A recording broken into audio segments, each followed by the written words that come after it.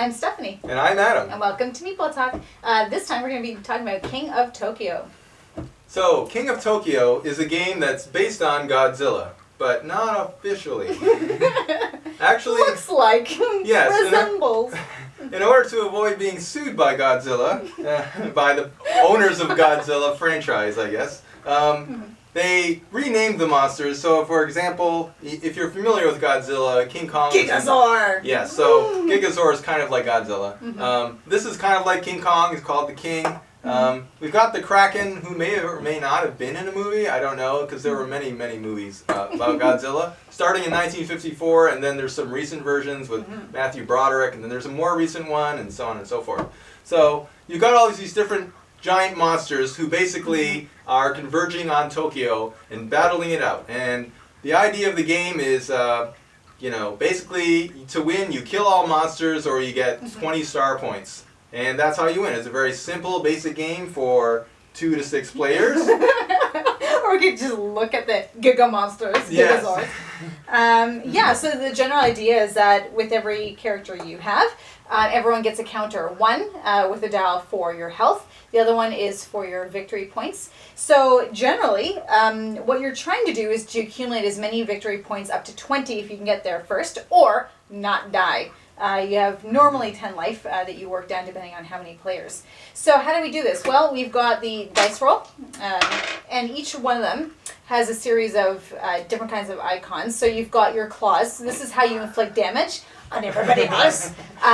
So you can either inflict damage on whoever's in Tokyo City, or if you're in Tokyo City, you can inflict damage on everybody else.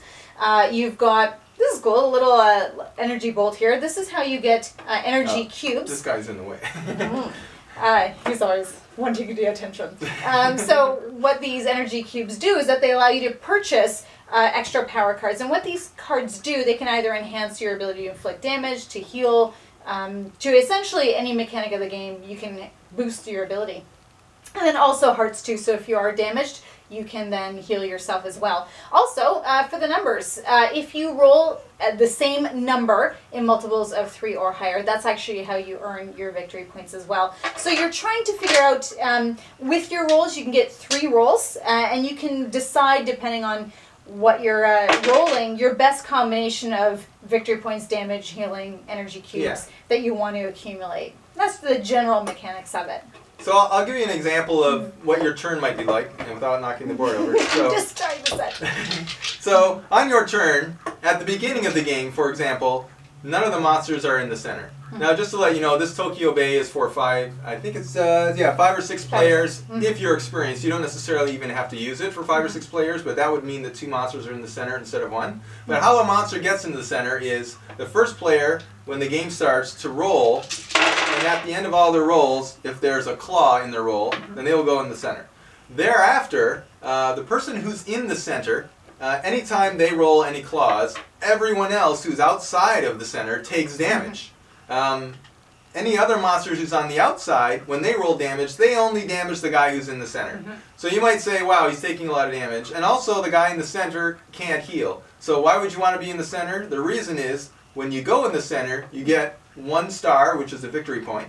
And for each turn, when your turn starts, you still survive. Yeah, and you're still alive, and you're still in the center, then you get an additional 2 victory points. So if you stay there for another turn, you get 2 more. But again, the disadvantage is you're taking a lot of damage. One of the advantages, however, is though every time you do a lot of damage, everyone else takes it. And people could die. So they it could die balances very out quickly. the incentives there. So at times you will want to be in the center, and at other times when someone does 5 damage just themselves, and then you're down to 2 health or something, then you might say, whoa, I'm getting out of the center. And anytime you're in the center and you take damage, you have the option to say, whoa, that was too much, I'm going to step out. Right? But then you won't, if your turn, you won't get the extra 2 points when your turn comes back again. And also, too, that also creates a balance. Again, if you're outside the city, whether or not you want to inflict the damage on someone who's in the city, because if you're the one inflicting the damage and they decide to hop on out, you automatically are the one who's going to be placed. You get sucked in. That's right. It's like a vortex. And so, that was a sound effect actually. So, really, you kind of have to be picky or selective about when you want to do damage on whoever's in Tokyo City. Yeah. But also, it's kind of fun. I must admit, when I'm in Tokyo City, I like doing damage on everybody. Mm-hmm. So, it's kind of cool. Yeah, it's a lot of fun. Now, one thing to point out is how the dice are rolled, and I really love this game mechanic. So, you roll the dice at first, and whatever you get, you don't have to keep anything. But let's say I only have 2 health left, so I really need hearts. Because otherwise, I may die before my turn comes around again. So what I can do is keep any hearts that I've rolled. You can re-roll all of them, or none of them, or as many as you want. So I re-roll again. Oh, there's another heart. All I care about right now are hearts because I'm dying. So then I can keep those 2 hearts. Now I have a second re-roll. So you get 2 re-rolls per turn. And then I roll again. I didn't get any more hearts. So I can use these 2 hearts to heal. I rolled 2 claws. No matter what, if at the end of your 2 rolls, if you roll any claws, you have to do damage wherever you are. So in this case, let's say I'm in the center, then those 2 claws, that person will take 2 damage, this person will take 2 damage.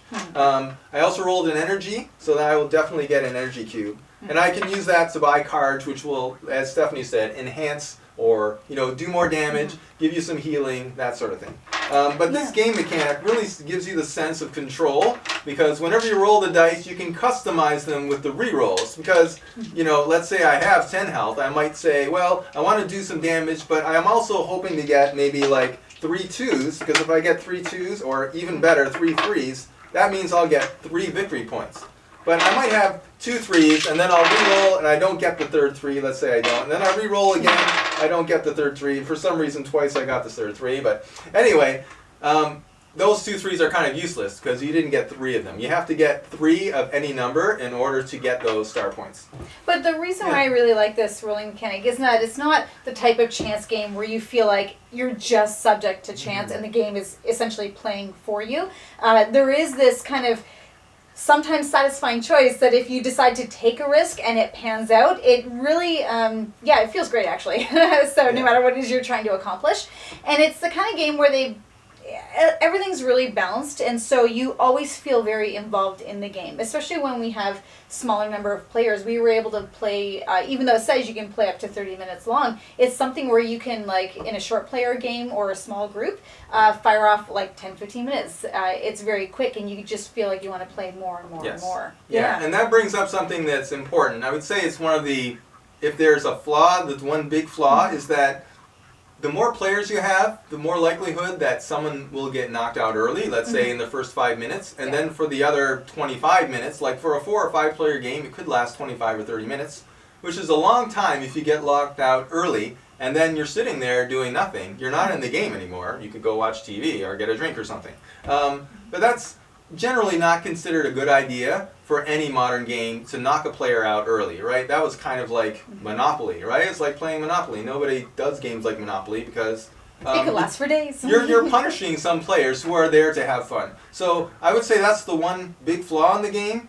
It doesn't come out so much when there's only 3 players, because with 3 players, it's a fast and furious game. It may last 10 to 15 minutes at the most. If you're knocked out, it's over even sooner, because those 2 players are just going to do a lot of damage to each other. But with 4 or 5 players, definitely there's going to be players sitting there doing nothing.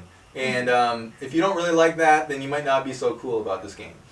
But other bonus points or things that I like about the game too is just the illustration and the artwork. I think they really did a good job keeping with that theme inspired by Godzilla and the idea that everyone's supersized monsters. And I think what I really like about it is their use of proportion. You've got your small city, you've got the city design, whether it's Tokyo City or in the bay where the monsters battle out, really going along with the theme of their inspiration. But also, too, the size of the monsters, the size of the dice, it really plays with the idea that you are gigantic and you're, gigantic monsters, and it really allows you to get into the feeling and the theme of the game, and I really like that. I think it's a smart design, the way they play it out. I think this is one of the probably the best themed game that I've seen in many years. It's just so iconic, and especially if you've seen even one of the Godzilla movies, you understand what it's all about.